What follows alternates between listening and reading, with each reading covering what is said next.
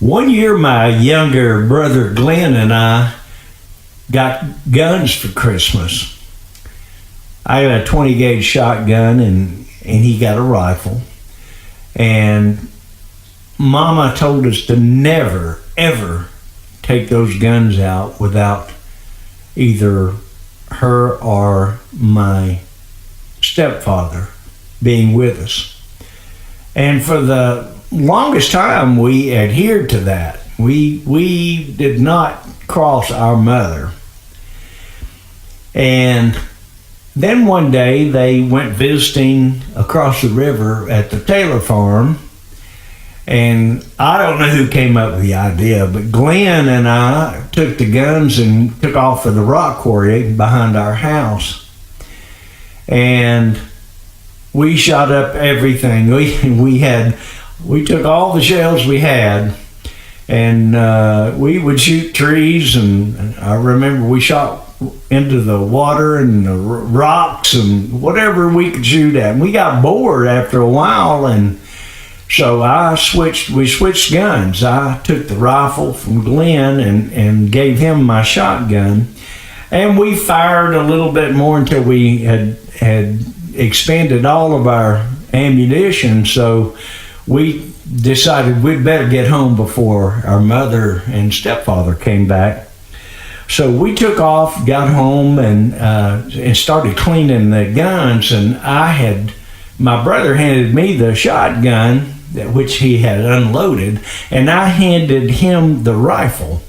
And I was cleaning the barrel of the shotgun, and all of a sudden I heard a loud pop. And then I smelled gunpowder, and I tasted gunpowder. And then Glenn just went ballistic, apologizing and started screaming, I'm sorry. And I didn't know what he was saying. And then I couldn't move my right arm. And then I realized I'd been shot. And so I remember getting up to go out through the house, and my knees just sunk down on the sidewalk. We had a whitewashed sidewalk right on 10 feet off of Highway 72. And so I sunk back and just lay back, and I was looking at the sky, and our next door neighbor, Mr. Johnny Jones, saw me lying there, and he came over, and he thought at first that a car had hit me and knocked me back up on the sidewalk. And he said, James, are you all right? And I said, well, I've been shot. And he said, who shot you? And I said, Glenn did, but he didn't mean to. And so he took off next door and got this ancient pickup truck. Had no shocks on it whatsoever. And he stuck me in the back end of that pickup truck, and that was the longest 3-block ride of my life. Every little bump just absolutely was painful. Anyway, we pulled into the emergency room, and he ran in, and they all came out. And of course, everybody in that small town knows you. And so they all came out, and it was big news that I had been shot. I usually was there every other week for something anyway, and later on in my life, I was told by one of the nurses that used to work there that they always kept my file in the emergency room because I was always needing an arm set or stitches or something. Anyway, I heard them say, we can't do anything for him.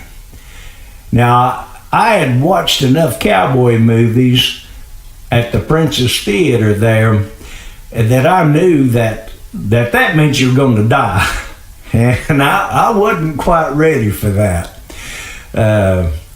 So I came off that table, that gurney in the emergency room, and I was just swinging. And they calmed me down and they said, you're not going to die. And what they had said was, we can't do anything for him here. I didn't hear the here part. So I learned to listen later on in life. It's very important to hear everything. So anyway, what they had to do was get me to Erlanger Hospital in Chattanooga. And at the time, there was no ambulance service, so my Uncle Carl and my Aunt Mary was contacted. And Uncle Carl drove his car, and my Aunt Mary sat in the back seat with me in my head in her lap, and she had a wet washcloth on my head, trying to calm me down as we went to the emergency room, drove all the way on Highway 41. This is before the interstate.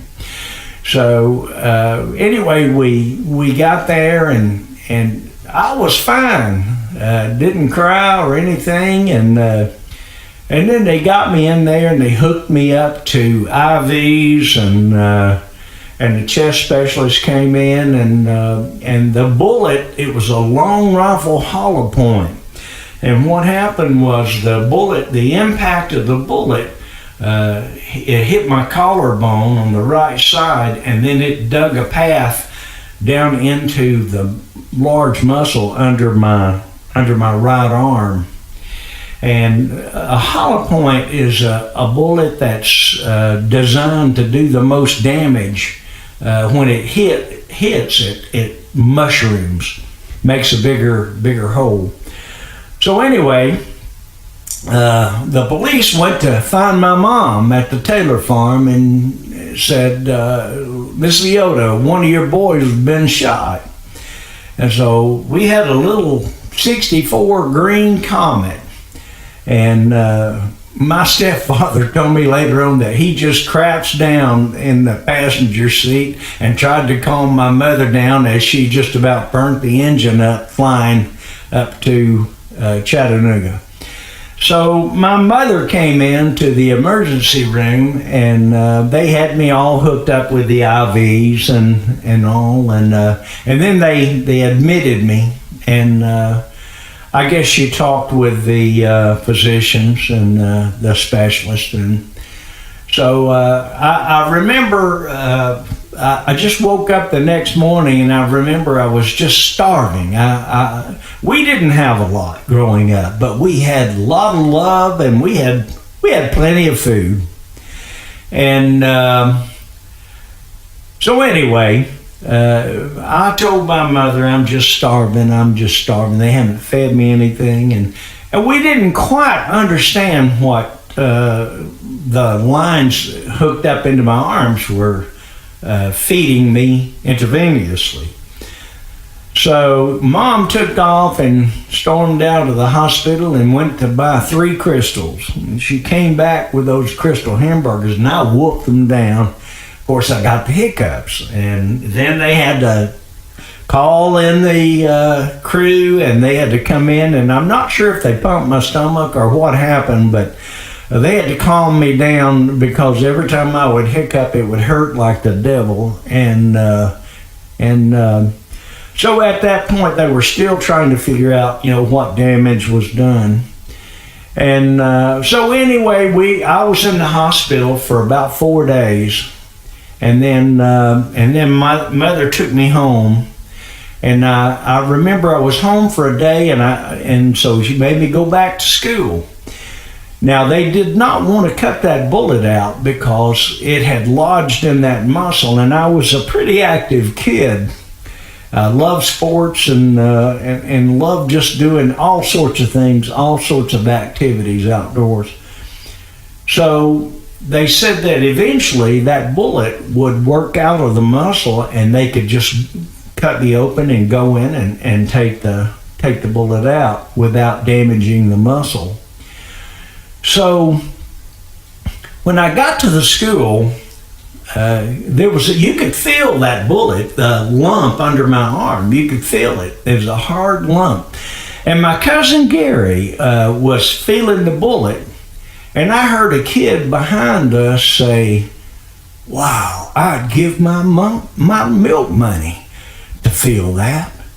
And something just hit me. It was like a ton of bricks. It was a light bulb that went off. And I think that's where I learned about marketing. I call this gunshot marketing. So I left that school with both of my Levi jean pockets packed with nickels. I got everybody's lunch or their milk money that day. More money than I'd ever seen. Nickels galore. And I just couldn't believe it. So anyway, I carried that bullet in me for the rest of the year, and we were playing basketball.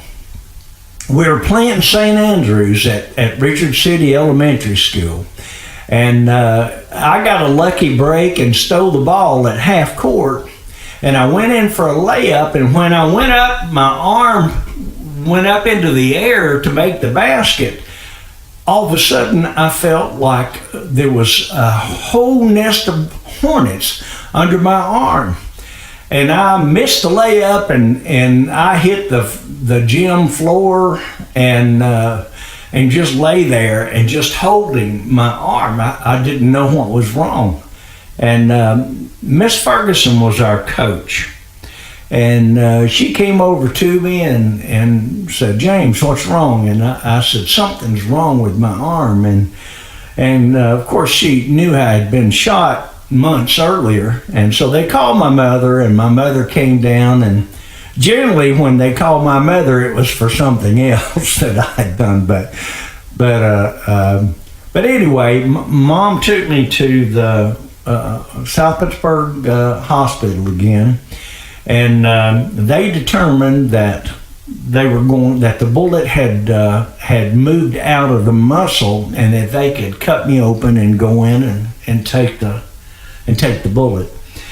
So I remember they put me to sleep, and I woke up right after they had made the physician had made the incision and was inside me with the forceps. Then I just said, "Did you get it yet?" and I can't remember the doctor, but I just remember the odd look on his face that here I was awake and he was inside me with the forceps trying to grab a bullet. And he said, "James, you just be still, be still."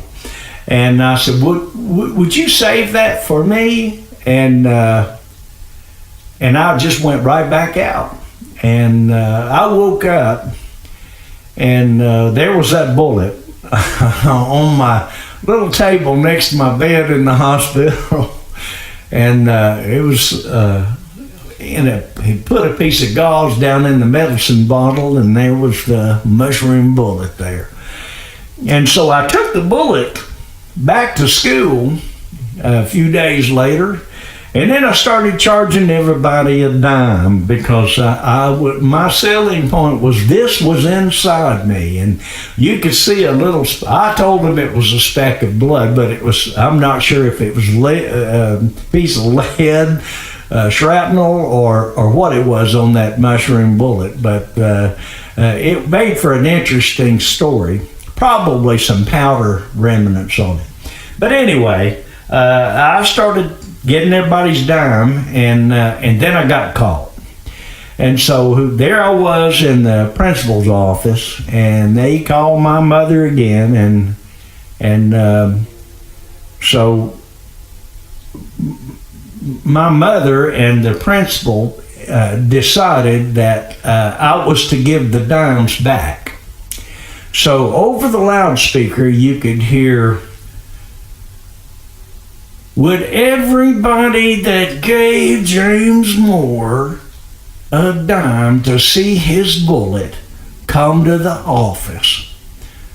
Well, about half the school lined up, and there I was standing there, one dime at a time, giving those dimes back. And I just thought, well, I gave them something for it. I wasn't like I took their dime.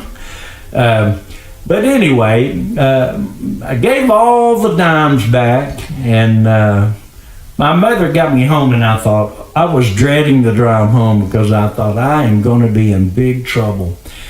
We walked in the door, and my mother just looked at me and she said, James, you are just not right. And she just died laughing. And she said, go on to your room and play your guitar. And so that's my story about Gunshot Marketing.